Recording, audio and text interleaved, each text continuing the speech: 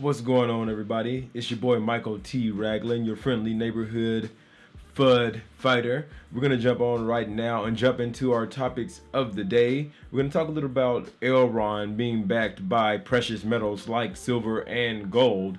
We're also going to go over and talk a little bit about stable coins like USDC and USDT to figure out how secure these stable coins actually are. Right, so we may jump straight in and have a quick chat about Elrond. If you guys didn't know, the news broke today that Elrond is actually going to be bagged by a gram of gold or silver for each token, right? I mean, the smart way they're going to do this, they're actually going to tokenize it and create 3 different tokens that can be used to kind of go against it, which is real interesting. I think it's something that's really going to help out with the liquidity of gold and silver by having these things being backed directly by it. I just think it's super interesting. I think back on how people always talk about crypto and they're just like, oh, what's crypto actually backed by? Is it just like magic internet money? What's the deal with it? But my pushback to them is always like, okay, so what is the US dollar, or any dollar for that matter, actually backed by as well? Not much of anything when you actually think about it. There was, I want to say it was up to, I want to say FDR in the States that you actually had solid backing, like a 1-to-1 on assets, but that's been so long ago. Guys, I'm actually just pulling up something real quick while we talk, but that's been so long ago. We hadn't seen nothing else like it, right? But I'm just trying to find the name of these actual tokens that Elrond is going to be actually listing. I want to say, I know it's 3 of them for the different assets here. I got them up on my screen right now. I may just kick over with them. And there's actually a partnership with a fintech firm based out of the UK as well. It's going to let you tokenize them. So the 3 tokens are going to be for gold, silver, and platinum. You're going to have AWG, AWS, and AWP. And they're just going to come out on the Elrond blockchain as ESDT tokens. So it's going to be pretty interesting. Like I said at the beginning, they're going to be backed by 1 gram of the respective precious metal, right? So I don't know. Guys, let me know if you ever seen this before. I had never seen any kind of DeFi plays being backed by something like gold. I know USDC is pegged 1-to-1 to the dollar, and USDT has money market stuff and the dollar backing it, which makes it pretty interesting as well. But if you look at Elrond right now, I mean, on April 12th, it had an all-time high of 244 this year. Yeah, what is it? Yeah, 244, which is crazy. And it's already down 63% off of that target that it hit. So we had definitely seen a dip, but I mean, that's all DeFi plays that we've seen a dip on. So it's no surprise to me that Elrond had a dip as well. And if we kind of look at it, there's 18 million tokens in circulation with a market cap of about 1.6 billion. So I think that brings it up to about number 62 in the actual market cap chart. So, I mean, I still think there's room there, and it may actually be interesting when we see it peg. And I want to see what it actually does to the liquidity of things like gold, silver, and platinum as well as we go. I kind of want to spin over and move on to the next topic and talk a little bit about a few other things as well. So, like I said at the beginning, I want to jump over and have a chat about stablecoins. So, I know people always ask me, like, what exactly is a stable coin? Like, for me, when I first introduce somebody to like DeFi or crypto, I always like to take it easy and get those guys started off with those stable coins, because I know it's going to be a way to kind of ease them into the game. Like, for example, my wife jumped in and I've been talking about crypto, and she had some money up in savings and she's just trying to figure out exactly what to do with that money. And I said, you know what? It's just to get you to understand a little bit about how I feel about this, how I feel about stable coins and crypto in general. Why don't you just put your money into like something like Celsius or Gemini or Nexo, and I'll show you how easy it is to get like these great gains from just by staking money with the pool, providing liquidity. For in a very simple sense, these stable coins work just like banks. Like I said before, most of them are pegged to something. Elrond's now pegged to precious metals. USDC is 1-to-1 to the US dollar.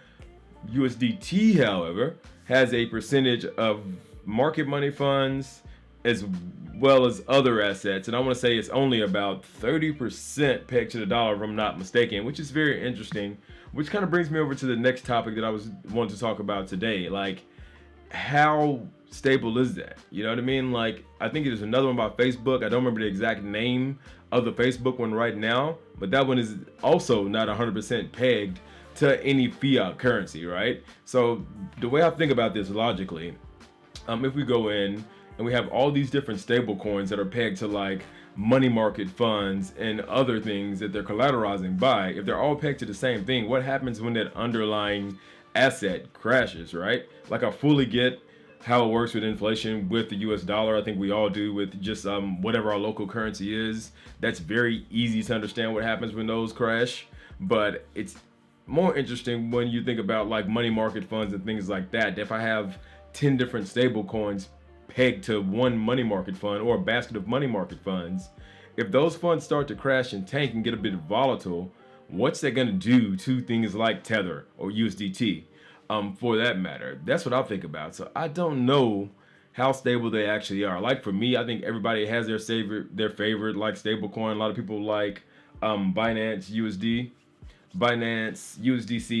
USDT. You got Gemini, I'm pretty sure. I think Tezos is one as well. But for me, it's just very simple for me to understand USDC. 1-to-1 to the dollar. I don't really have to worry about it. I know there's going to be as stable as the US dollar, which is not saying much, but at least it's kind of easy to track what direction that actual asset is going into, you know? Those were our two main topics for the day.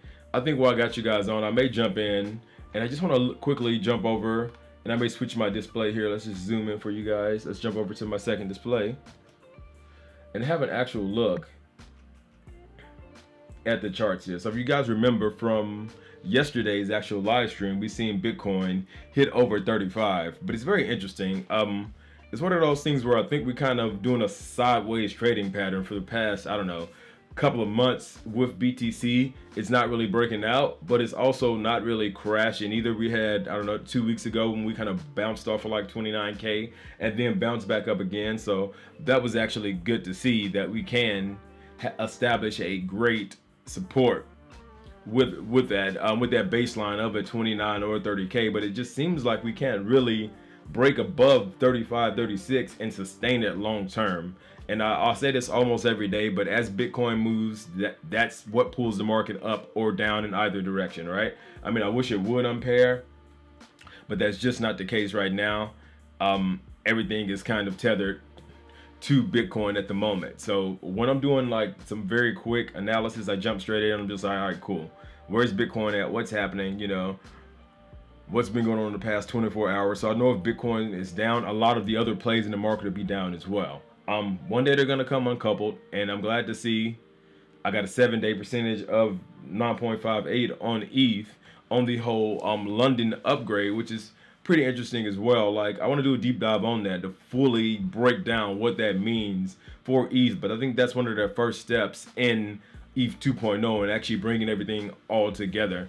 And as you can see, like, it had a nice little run there as well. I may back up and let's just pull up the BTC chart just so we can talk about that sideways trading that I was mentioning before. So let's just quickly switch back over. We'll pull that up real quick. So if we look at our little BTC chart here, bang, bang, loading, loading, loading. You don't need to really zoom into that. You guys can probably see that pretty well, but I may give us a little bit of zoom. And as you can see, like, man, every time I see this, I get FOMO, man. Like, I just didn't jump on. Like, I knew about freaking Bitcoin in 2010, 2011, but I was actually in the military at that time, so I couldn't jump on and get on board, because as far as the military was concerned, it was all about just like drug dealers and people on Silk Road with Bitcoin. So they're like, hey, stay away from Bitcoin. Don't jump in. If you do, you risk your career.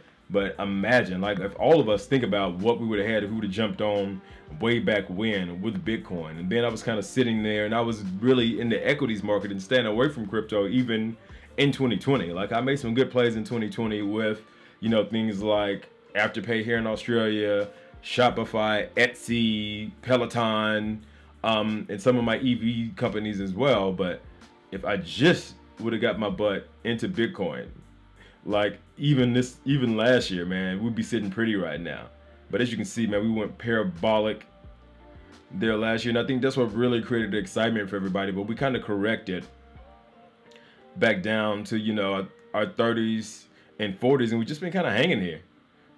And if I go and I get it even more close, let's look at the month. So we have the month. You guys can see how tight that is. Like I said, we got around middle of last month, we got around to those 40s. But other than that, we've been kind of within that same little ranges there.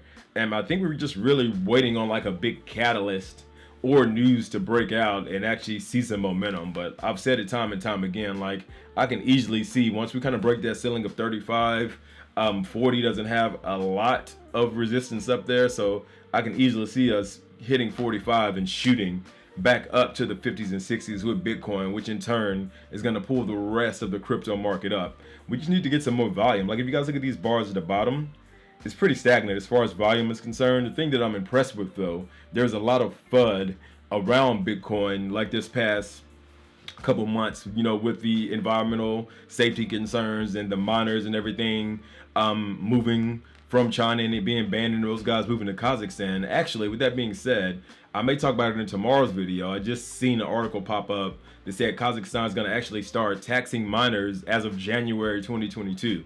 So they're looking to really generate some revenue with all their miners moving in. But I wonder, is that going to cause another shift to another country with it? Like, I just feel like it's one of those things with crypto, you can't stop it.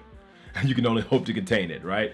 That's what we used to always say in sports, but it's the movement, man. When you see things like what I talked about with Elrond and that play of actually making it a little bit more stable by pegging it to an asset, you know, like gold, silver, and platinum, we're only going to see more of that when it comes to adoption. Even when you look at stablecoins and you think about things like USDC and USDT, it just makes it very easy for you to kind of have a chat with somebody that knows nothing about crypto and to get them excited about jumping in and investing, right? It was very simple to me to tell my wife, like, hey, put some money here. It's pegged to US dollar. Let's check it every week. You'll see what your gains are actually getting. It's better than the 0.95% you had sitting in your savings account. So for me, when I think about it, we're just in that stage of like 1997 with the internet that we were in. When you think about it, I remember like going actually to the library and being like, yo, what search engine should I use? Like they had like a super long list at the library. I had like Ask Jeeves, Lycos, Dogpile, like Yahoo was a thing. There's a Netscape was there. It was so many, and I never thought to even think of investing in these companies and seeing who's going to become the winner of this whole race. And then 99 Amazon came along. So I think we're in that space in crypto where if you're watching this video, you're probably an early adopter and somebody who's actually looking to get in crypto, and for the long run you believe in the decentralization and being able to just make a level playing field for everybody instead of the consolidation of riches and assets. That's what mostly excites me about crypto. That's what I'm super excited about, guys. Those are really my final thoughts for the day. I want to get in real quick, and I'm just gonna go quickly back to my little recap and show what my main topics was, just in case you're tuning in a little bit later. Go back to the beginning of the video. We talked about Elrond launching the gold and silver backed DeFi play. They're gonna have 3 different tokens. There, one's gonna be pegged to gold, one was gonna be pegged to silver, the other is gonna be pegged to platinum. That's gonna be launching on Elrond soon. And then we talked a little bit about stablecoins and how secure they are. Remember, when you look at something like a stablecoin, it's only secure as the thing that is backing it, right? Or as its collateralized asset, if you will. So if you have a mix like USDT of, you know, the US dollar and money market funds and other assets that I can't find out what they are, you always risk of those other assets crashing and that thing becoming untethered, no pun intended, from the actual US dollar, guys. That was it for today's video. Thanks for tuning in. This is your friendly neighborhood FUD fighter, Michael T. Ragland, signing off. I'll catch you guys tomorrow. Enjoy your night. Peace.